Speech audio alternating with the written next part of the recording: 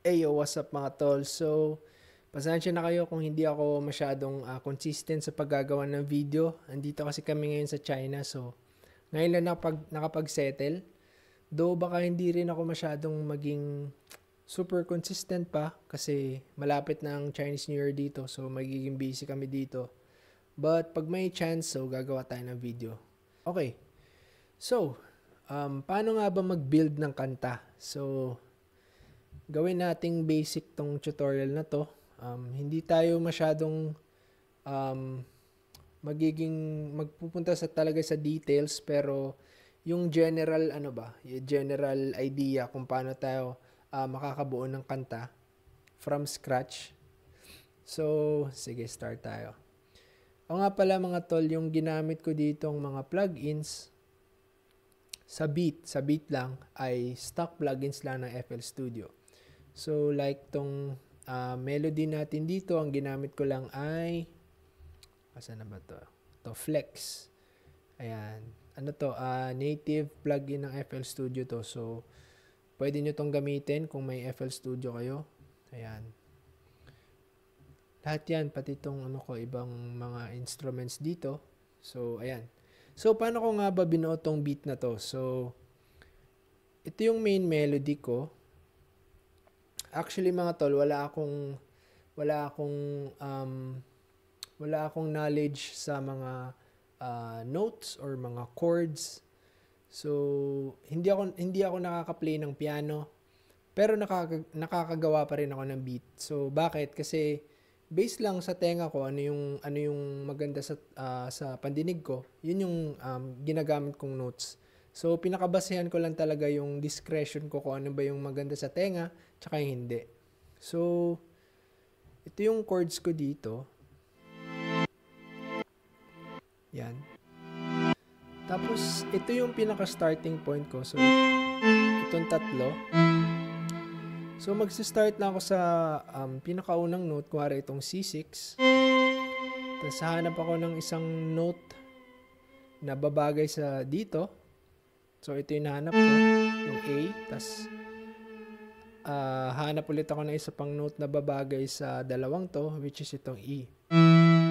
So, most of the time, tatlo lang yung yung notes sa chords ko. Most of the time. So, ayan. So, pipili ko lang talaga ng mga notes na babagay sila together. So, pag in-adjust ko to, kunwari itong A, tinaas ko siya. Yan. So, ayan. Alam mo na agad, di ba, na hindi siya maganda sa tenga. So, hindi mo siya gagamitin. So, ganun lang talaga. Base lang talaga sa tenga natin. Okay? So, ayan yung main melody natin. Ang next ko dyan, ito yata.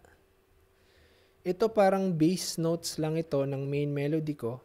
Meaning, yung dito, kung ano yung nasa baba, itong mga chords na to. Ito E, tapos ito, tsaka yung E ulit. Yan yata yung ginamit ko eh. So, bass notes lang siya. Yan. Ito yung parang bass ko.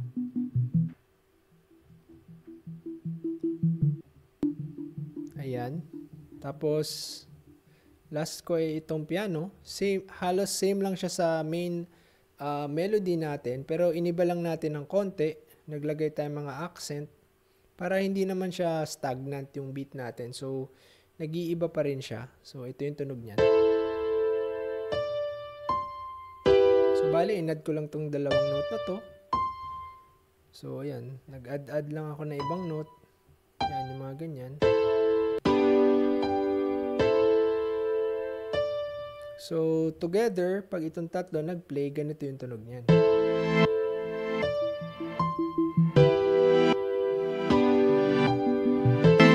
So, again, wala akong chord theory. Wala akong alam sa notes. Hindi ako nakaka-play ng piano. Pero nakakagawa ako ng beat. Kasi nagbe-base na talaga ako sa tenga ko. So, ayan. So, pwede nyo rin gawin to, guys. Tapos, ito yung bali itong dalawang di ko alam anong tawag, bars ba tawag dyan. Ito muna yung intro ko. Gawin ko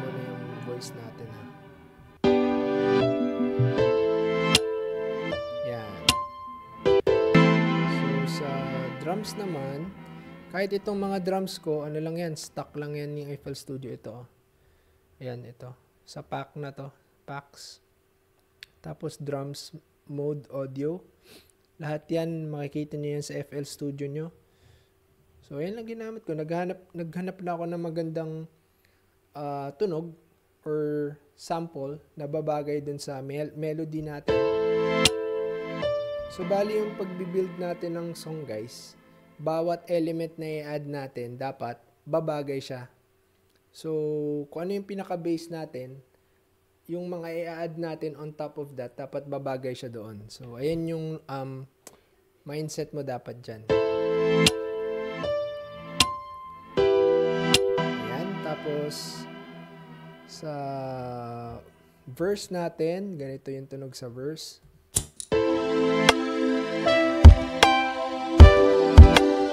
Again, stock plugins lang din to mga to, or stock sounds lang.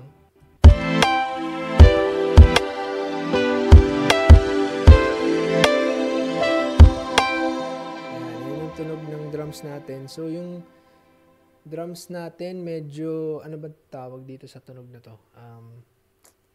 Hindi siya yung naririnig natin na sa mga mainstream na rap music, 'di ba? Yung mga drums na ginamit ko tulad nitong kick drum ko. 'Di ba para siyang ano ba tawag diyan? Parang yung drum, yung kick sa drums talaga na totoong drums. Ganun yung tunog niya. Yan. Tapos itong rims natin, parang ano din dun sa totoong drums. So, ganun yung atake ko dito. Ganun yung gusto kong ma-achieve na tunog. Lagi Kailangan ko lang guys ha, malakas. lagi kitang dala kahit saan magpunta di tayo papalyap lagi. So, dito sa second half ng verse natin, add lang tayo ulit ng iba pang elements para hindi naman siya stagnant, hindi siya, para may bagong maririnig yung listener natin. So, ang in-add ko dyan ay itong, ito yata, ano ba to?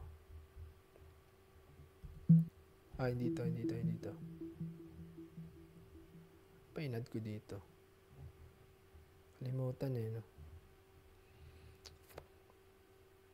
Oh, wait a moment. Actually, yeah, tama. In-add ko to kasi wala siya dito sa first half ng verse natin. Ayan yung in-add ko. Tapos, agad pa ba ako? Hindi na. Itong drums na. Lagi ka na. So, itong dalawang to. Yan. Medyo weird yung tunog, di ba? Ganun yung gusto ko parang hindi yung mga usual na drum samples yung ginamit ko dito. Yan. So, ayan. Inaba natin ng konti yung second half ng verse. Lagi ka nang sa'king tabi makita. Pagmamahal ko sa'yo'y labis na mahalaga. Labis na mahalaga kasi Sa chorus, ito yung tunog ng chorus natin. Nag-introduce ulit tayo ng iba pang elements. Ang in-introduce ko dyan ay kalimutan ko ulit, di ba? na mahalaga ka sa Ito yata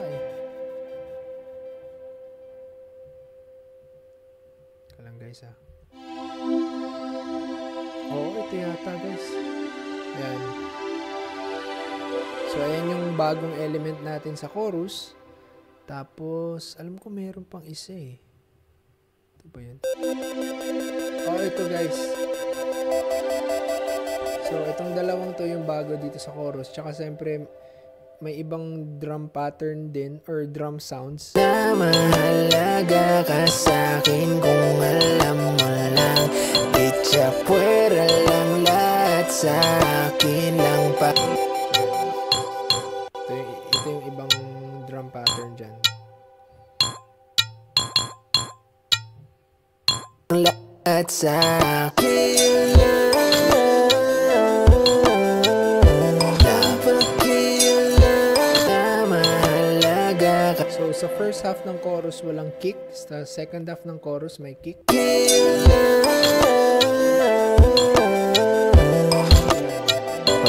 ang ano ko dyan guys, basta ang gusto ko talaga ay hindi stagnant yung beat. So may iba-ibang element akong pinapasok or minsan may tinatanggal akong element para hindi siya paulit-ulit sa tenga ng listener. So ayun yung ano ko diyan, logic ko diyan, bakit ko yan ginawa.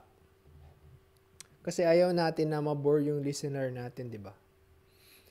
So ayan, same na yan siya diyan sa ano niyan, same concept. So dito second verse and chorus again.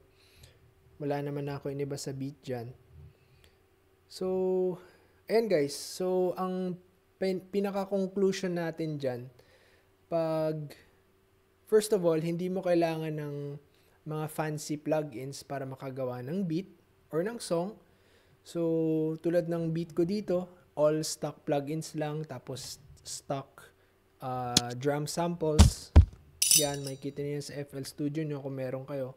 So, hindi mo kailangan ng mga fancy plugins para makagawa ng song. Ayan yung first. Tapos sa second important point ng video na to, as much as possible, iba-ibahin mo yung sections ng song mo para hindi siya nakakasawa sa tenga ng listener natin. Ang goal ng bawat song natin ay dapat all throughout the song from start to finish ay pakinggan ng listener, mag-enjoy siya. So, ayun yung goal natin, di ba? So, ayan lang guys. Kung gusto nyong matutunan kung paano ko minix yung vocals ko dito, pwede ko siyang gawa ng iba pang tutorial. Comment na kayo sa baba. So, ayun lang guys. See you in the next video. Maraming salamat. 2024, trabaho pa tayo guys. Bye-bye. Peace.